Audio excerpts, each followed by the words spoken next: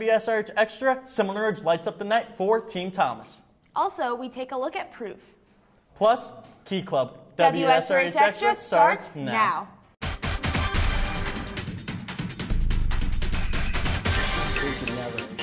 They're competing for.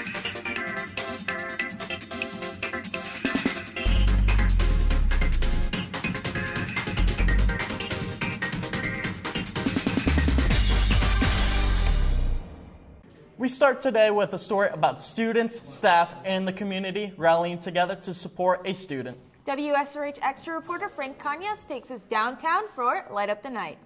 Team Thomas! Thomas Hollandsworth, a student at Seminole Ridge well known for his talent in basketball and for being the best all around, felt the love and support from the community and his Hawk family at West Palm Beach's Light the Night Walk on November 14th for his fight with Hodgkin's lymphoma disease. Thomas is our best friend, so it's rough, but we're going to be here with him the whole way.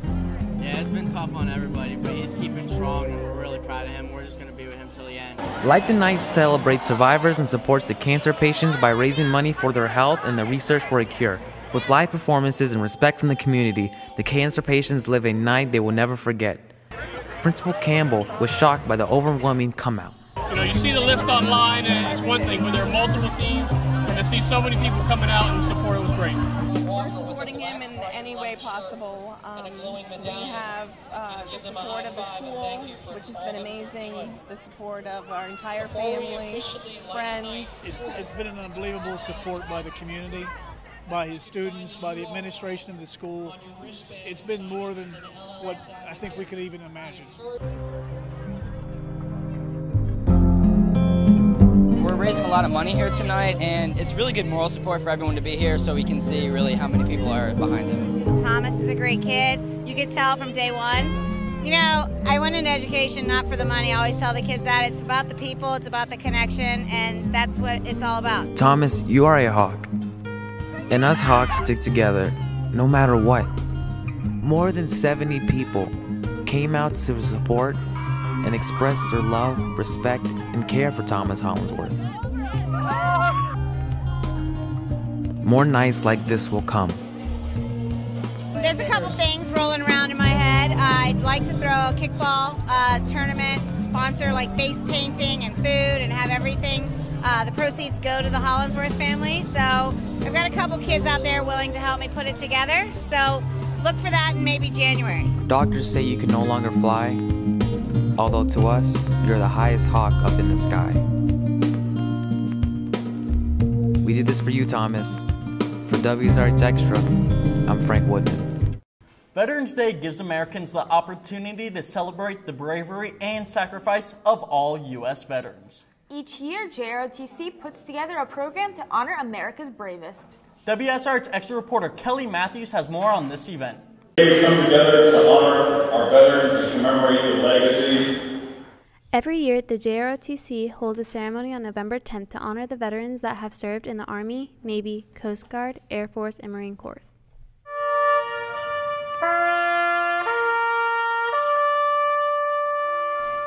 At the ceremony, the guest speaker Brian Mass shared his experience during his time in the military. We asked how he felt towards the ceremony and his fellow veterans. These Veterans Day celebrations are an awesome tribute to these veterans that served, not just myself, but every other veteran that ever put on the uniform, because these guys, they made a lot of sacrifices year in and year out, time and years, weeks, months, years spent away from their family, their wife, kids. One of the common things that people say is that when you put on that uniform, when you sign up to be a veteran, you are writing a check to the United States of America payable up to the amount of your whole life. And that's what every one of those guys out there that did. It may not have necessarily cost them their life, but they were willing to sacrifice that. And that's what the celebration of Veterans Day celebrates, those men that are brave enough to do that. Being in the service for 12 years means you take a lot of responsibility. While in the service, the soldiers take tours, and Brian gave us more information on what the tours are like for the military. So the nature of our work is that it's a little bit different than within the conventional military. Within special operations, basically, we serve 4 months out of every 12 months we'll be overseas in a different theater of war. So, we'll go somewhere and come back. It's not like the other guys that are doing 18-month rotations. So kind of there and back every single year of service. So on behalf of our Cadet Battalion Commander and myself, we want to make you an honorary member of our Hawk Battalion. We send you a coin, a t-shirt, and our Cadet Battalion Commander is going to pin this on you here real quick, which is our regimental crest or Hawk Battalion crest here. So come on over here. For WSRH Extra, I'm Kelly Matthews. Along with planning the Veterans Day event, the JROTC Academy also planned another event. Cadets gathered in the auditorium to record their voices. Why? Let's go to reporter Alexis McGrory to find out. Recently, our JROTC Academy participated in reading books for terminally ill children. Ms. Heydrich from Meadow Park Elementary, she was the one that introduced it to us because she found that there's a need for the high school kids, kids your age, 14 to 16 to 18, that want to hear the books as well. So therefore, she brought it here to our school. Kathleen Heydrich and Betsy Berry are the founders of this reading program. We started the program about a year ago. It was a community service project. I was looking for something for my students to do together. X that out and start fresh. It was really exciting to see the kids here recognize some of the books that they had actually read when they were in elementary school and that they wanted to read them again to other people. Cassidy Anderson, a sophomore cadet, is proud that she got to be a part of this program. It definitely gives our JROTC students a chance to give back to the community, which is what JROTC does. It's to motivate people to be better citizens.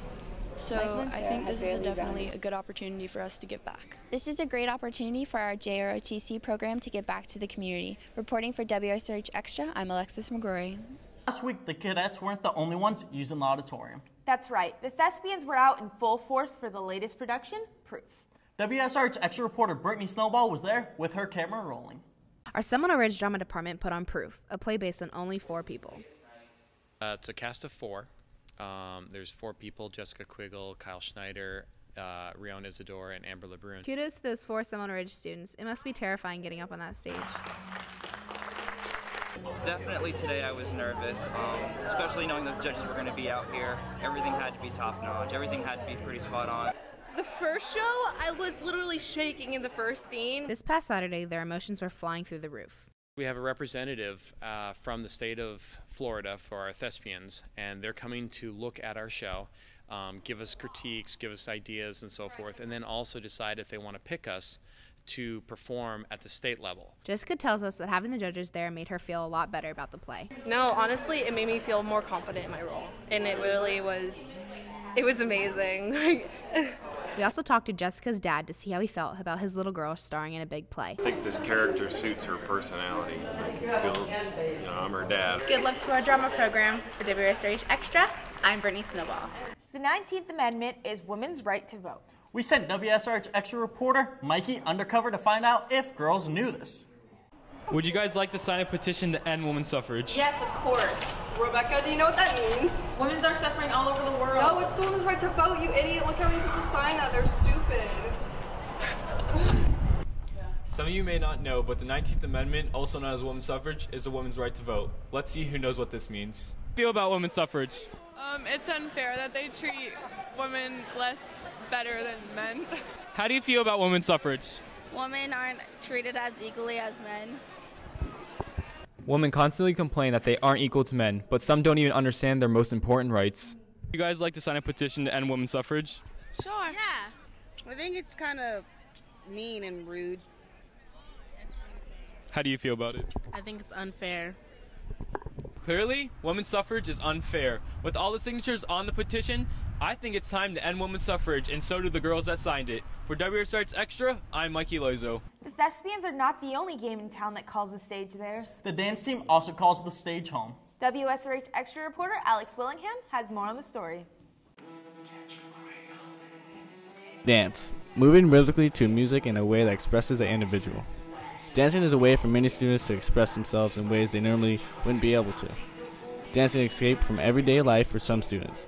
An escape that dance teacher Erin Sinsley helps some students achieve. I wanted to share the thing that I loved with people that were growing up and give them the experiences that I had. I think it's important to just dance for yourself and not worry about what other people think about you. And if you can get to that place where you don't care what other people are thinking, you're just doing it for yourself, then it's much more enjoyable. Miss Sinsley says that she has been in love with dance since she was only 3 years old. She even went to college for it. Well, I guess when I was growing up, I just always did it, so it wasn't even I don't know, a question of whether or not to do it. But then after I'd been doing it for a while, it was my creative outlet, my way to express myself. So I went to Kent State University. It was close to my home where I grew up, but not so close that I was at home and saw my family all the time. So it was kind of far enough away to feel like I was having a college experience.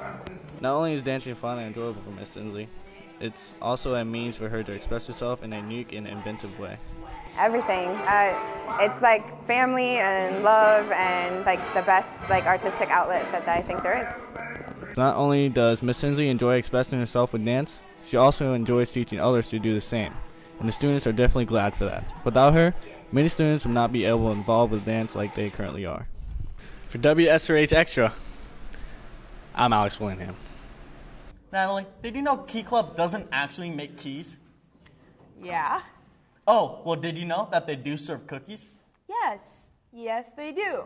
For more on what Key Club is actually about, let's go to WSRH Extra reporter Alexis Hurtado for more on the story. Key Club is a great club to be a part of. What's even better is being the president of Key Club. We spoke with James Nunez to find out how he became president and what his role is. I became president last year in February after we held our officer elections, and I've been president ever since. As president, I oversee club meetings, I create projects, and I make sure the club's running as efficiently as possible. Yes, we actually have many projects coming up. One of our most important is working with Red Bridge Brigade, and we're going to be feeding the homeless for Thanksgiving.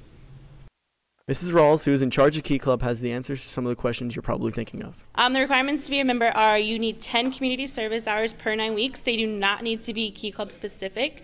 But on top of that, you need 2 Key Club specific projects like the one that we're doing with feeding the homeless and the one that we just did previously in October, which was doing some Halloween crafts that we did with Resource Depot. We just started, so we have grown from 20 members to about a steady 45. We are just starting to get the club up and running again after Miss Wright left. There are countless opportunities for community service. In my opinion, Key Club's the best one. For WSRH Extra, I'm David Bunning. The Seminole Ridge varsity basketball team has 2 new players. And apparently they're doing pretty good. Let's go to WSRH Extra reporter James Dodge for more on the story. The boys varsity basketball team is underway with a new season and new players. We have some great players, some talented seniors and juniors, and I have a freshman, so we're looking forward to a great year. I feel the team is going to do great this year with the players we have, and all we have to do is just be consistent. I think we'll be pretty good this season. Decent team, decent players. We talked to a new player who came down from New York and asked him how he feels about the team. Well, the atmosphere down here, I love it. Everybody is in a positive mood. And in New York, it's kind of different. Things are a little bit tough. You have to be more of a disciplined person to get things done by yourself. And it's hard work, that's it. There's also a freshman on the varsity team, and we asked him how he feels about starting. Wow. I mean, I honestly think I was going to go on JV basketball at first, but then, I don't know. I mean, it feels good. It feels like I did something. I accomplished something. We hope the boys varsity basketball team has a great season. For WSRH Extra, I'm James Dodge. Thank you for tuning in to this week's segment of WSRH Extra. We leave you with this week's Edit to the Beat by Ethan and Christina. I ain't trying to do what everybody else doing, just 'cause everybody